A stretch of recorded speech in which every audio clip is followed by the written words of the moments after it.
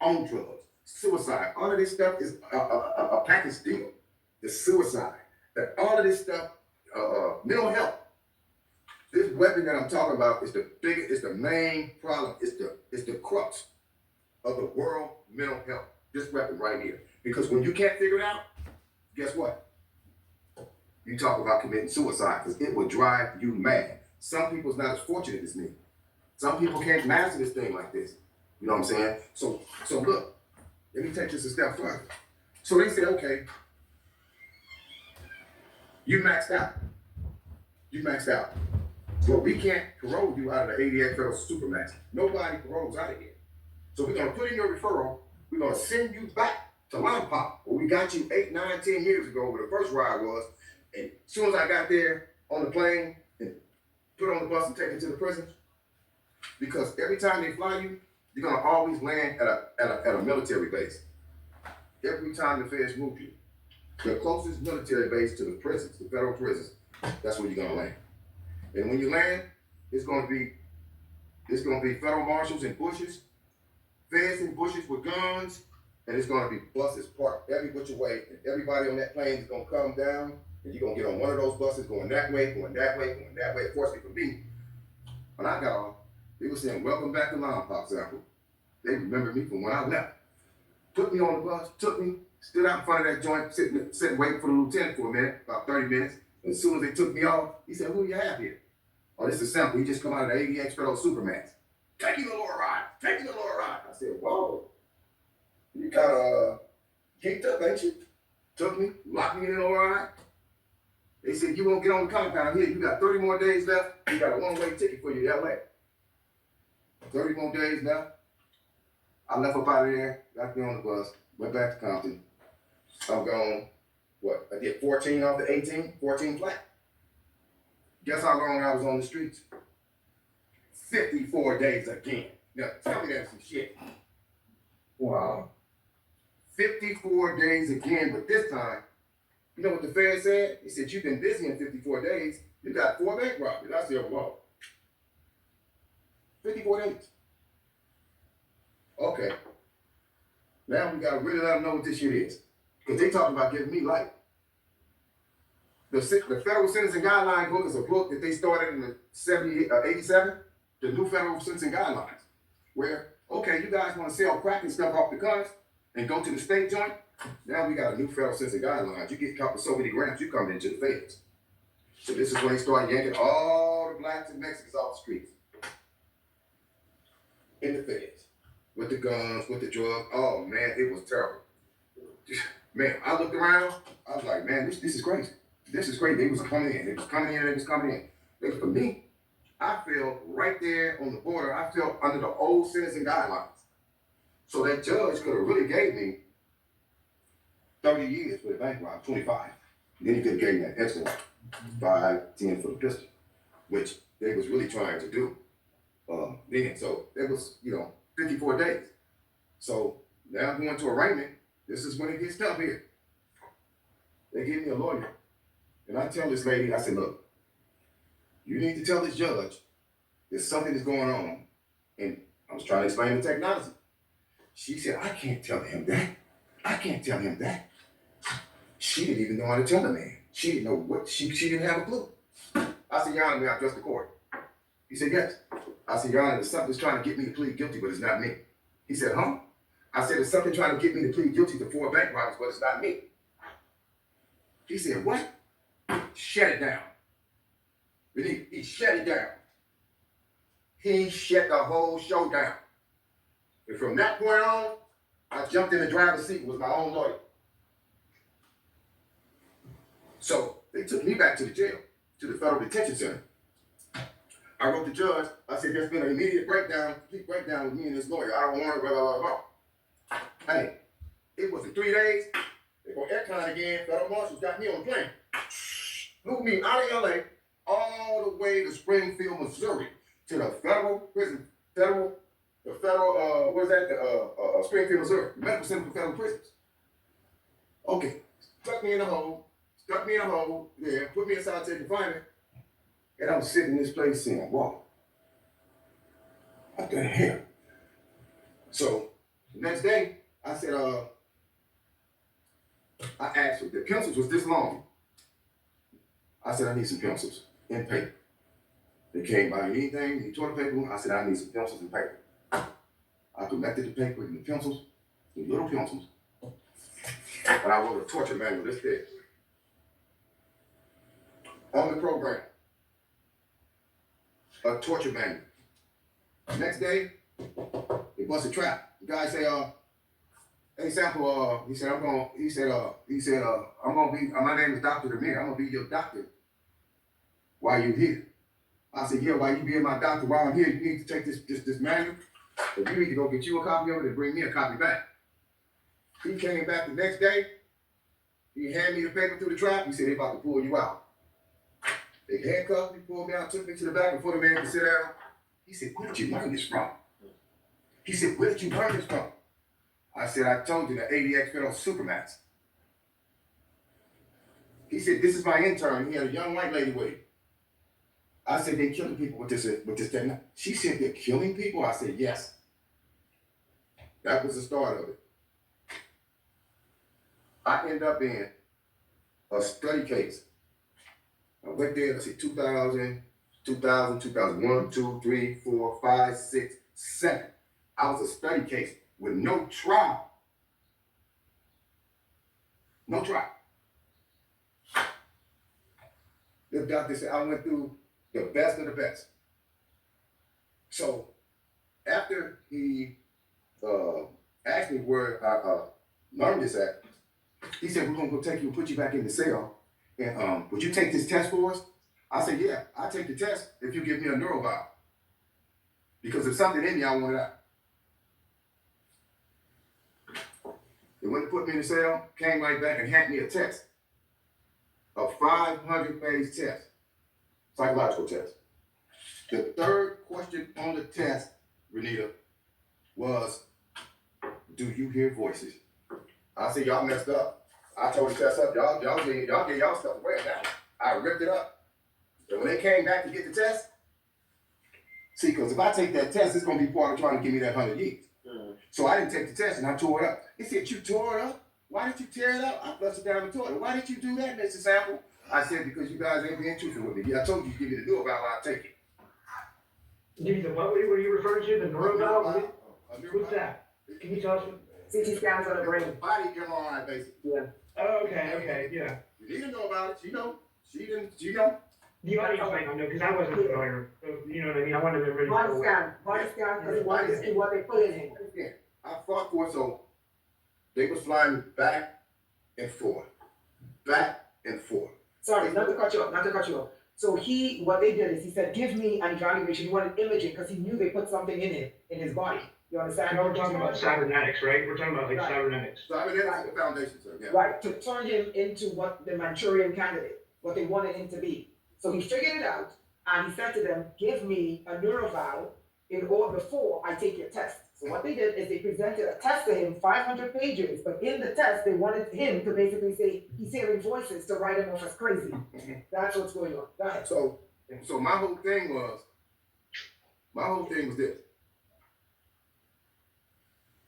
Like, everybody would come there, and I guess, I don't know, people have these different reasons, was trying to get out of trouble or whatever. But me and my knowledge of this weapon and what was going on with me, see, that's the first trick with this technology. See, normally when you hear something, you hear a bird twerking, you hear the fan on, you hear radio playing. So this notion about people hearing voices is the biggest game in the world. A person doesn't hear voices. A human being doesn't hear voices. Period. It's not happening. You're hearing what you hear. Now it's up to you to find out where it's coming from. So That's really, I like that. Yeah, because people get so wrapped up with this. This is why I say this is the vote of mental health. It gets so bad, they start calling the voices theirs. I'm hearing my voices. So they say they need to take medication. I'm hearing my voices. No, that don't belong to you. It don't belong to you. So with me, it was different. I was like, no. I said, I don't hear voices. So, you know what? I got a transcript And this came up on the back end when they got tired of dealing with me. So my whole thing was I don't hear voices. What I hear is audible. It's an audible, loud enough to be heard. That's what that means. Look it up in the dictionary. Loud enough to be heard. That's what I'm hearing. I don't hear no damn voices. This shit is personal. It's torture. It's all of that. So I took it all in stride. And so the guy said, okay. He said, there's one more person I got to call before I make the decision on you. It's your stepfather. Because let me go back. When this was going on with me in ADX, when I started getting my memory back,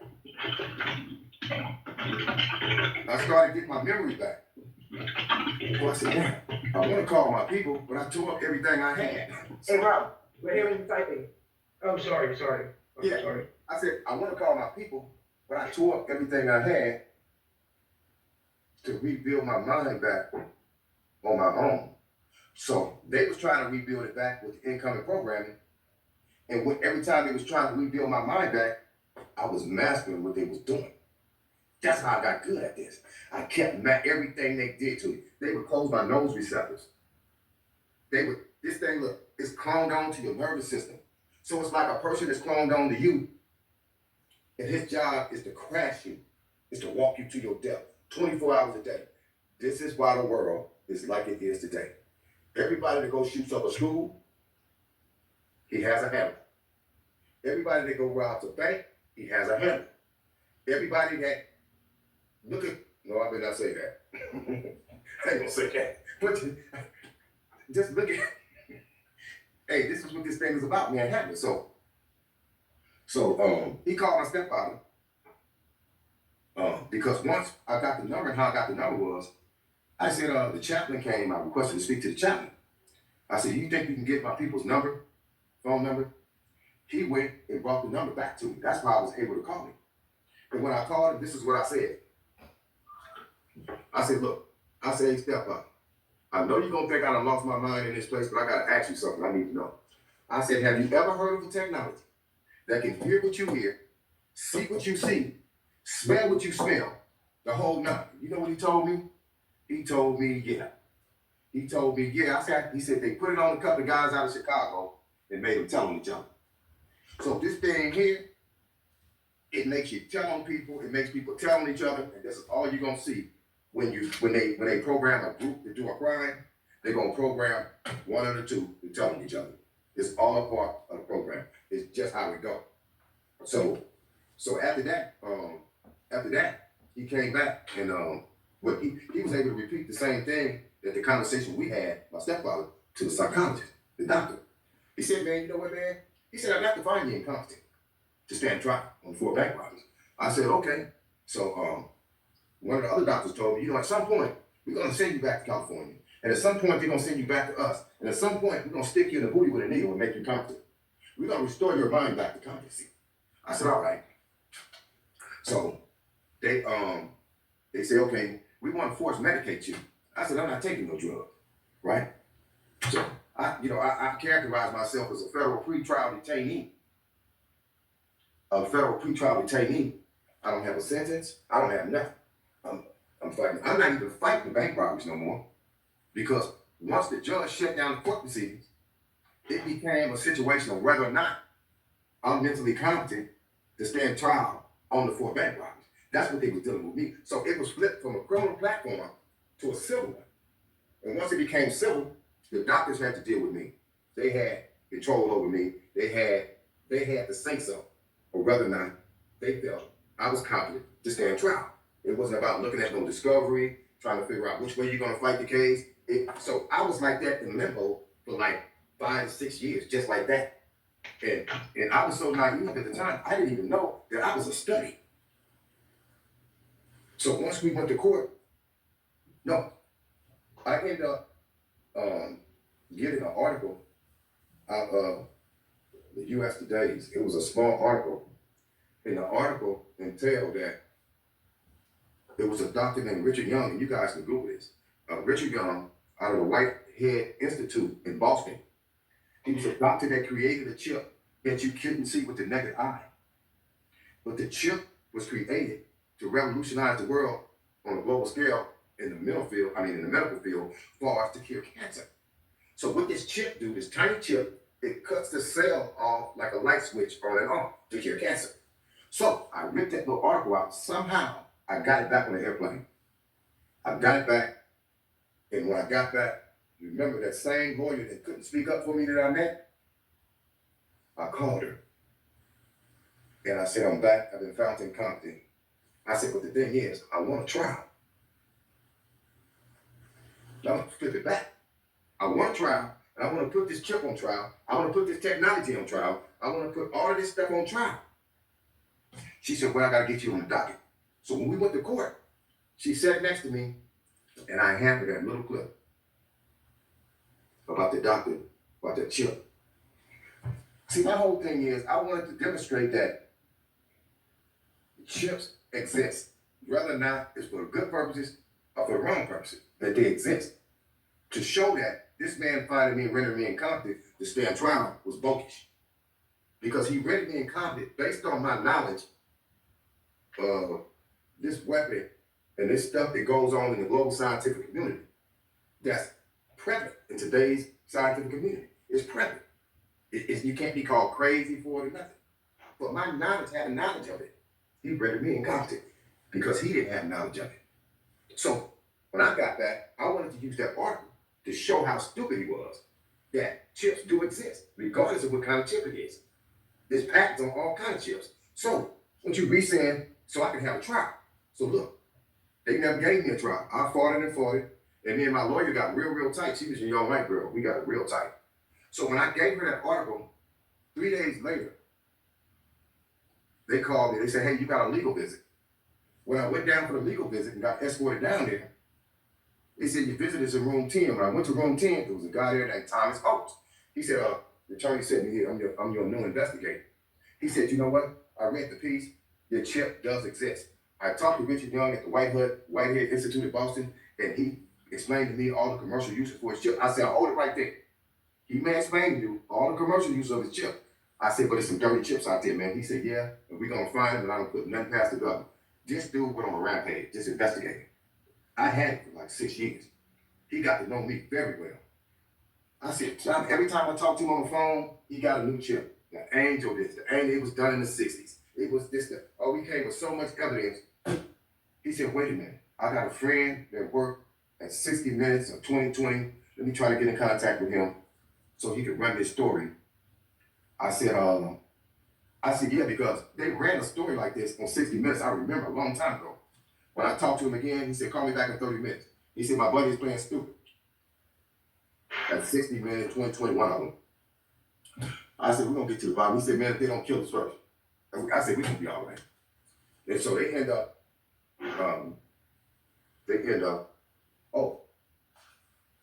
so I met this guy there while I was there at the place. And he kept telling me, an old guy, he was a doctor, dentist. And he was fighting in company sand trial too. He used to walk in the cage next to me outside and go out for rec. He said, Sam, he said, keep fighting. He was a tall white guy. He was a doctor. He was older. And we used to pace back and forth. He'd be in one cage, I'd be in one cage. And every time I see him walking, we talk. He said, keep fighting. My case is going to help you. And I'll be damned. His name is Dr. Sale. While I was there, that court's decision came down from the highest court of the land, Supreme Court. It said in Sale versus United States, it said you can no longer force medicate federal pretrial detainees to make them politic. That man kept telling me, my case is gonna help you, Sample. Don't give in. And I'll be damned. We went back to court. This is, I think they took me back down there 2000. I was back down there this case came down about 2002.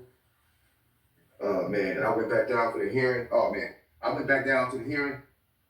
Hey, we didn't even have to bring up the sale case. That prosecutor kept trying. That judge told him, he said, what do you want me to do? What do you want me to do? To say that this man has been play acting in my court for 6 years? He got all the reports you can get from psychological reports. He said, what's your take on the matter, prosecutor? He said, well, I would say that the doctors did say that, this type of diagnosis is genuine. and there's no malingering. Malingering means faking. So they says no malingering with me. So the judge say, Mr. Sam, could you please take the lecture with your attorney? Because there's some questions I need to ask you man to man right here. He said, do you hear voices? I said, no, Your Honor. I said, what I hear is audible. He said, audible. I said, yes, Your Honor, loud enough to be heard. He said, He said, let's talk about this. He said, Chip. I said, no, it's a program, Your Honor, it's a program. He said, let's talk about this program, young man. I'm gonna transfer that.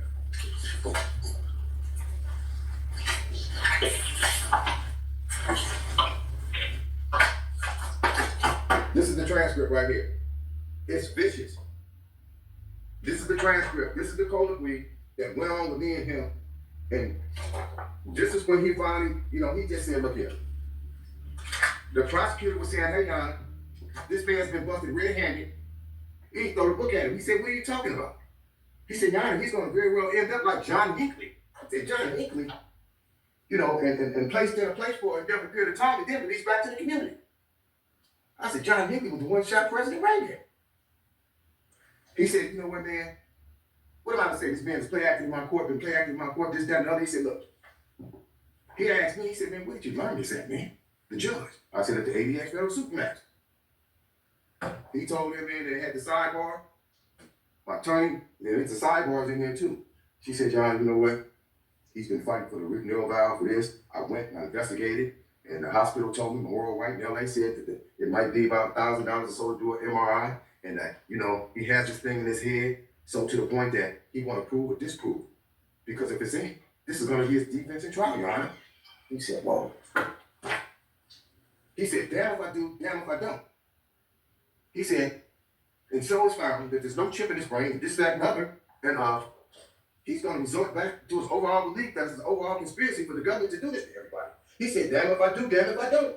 He said, you know what? This is what I'm going to do. So it came back out to court and whatever. He said, you know what? There's been no assessment on dangerousness of this man. I know everything about this man in the last 6 years. He has to know all these reports. He said, there's been no assessment made on his dangerousness. He said, if this man is found not to be a danger to himself, to the community, other people's property, then release him back to the community. He said, I think I'm going to send him back to Springfield for them to make that determination. And he said, so found to be a danger, then they can seek civil commitment of this man. So when I went back, the federal marshal flew me back. I didn't see the doctor for a minute, so I catch him in the hallway. I said, Ramiro, what am I doing here? I said, I can't be committed. Federal versus United States, you can't medicate me. I can't be here walking in an institution, one of these type of institutions, and not be on drugs. You can't put a person in them institutions under civil commitment just to be putting them in there. They have to be committed, or they have to be on some type of drugs. I was refusing it. So I said, y'all wrong, man. So what they did was they hooked up a petition, took me to the local court, even though I was charged out of the court, the Central District Federal Court in California for the 4 bank robberies. They took me to the local court in Missouri, not too far from the place that I was in, sent me before a judge, and he committed me. And look, the only way I can be committed is I have to be demonstrated as being a danger in my current confinement situation. At that time, I had been back and forth to that place under a study case for 6 years and hadn't done nothing. Hadn't put my hand on nobody. Back in 92, in Leavenworth, it was a riot back then. All right, and back in 88, it was a riot in Lawrence Park. Or they was reaching for this stuff to say that I was a danger. Man, this is like, 20 years later, come on, man. Y'all gonna do it like that? That judge committed me under civil commitment under, he committed me under the, use the glasses.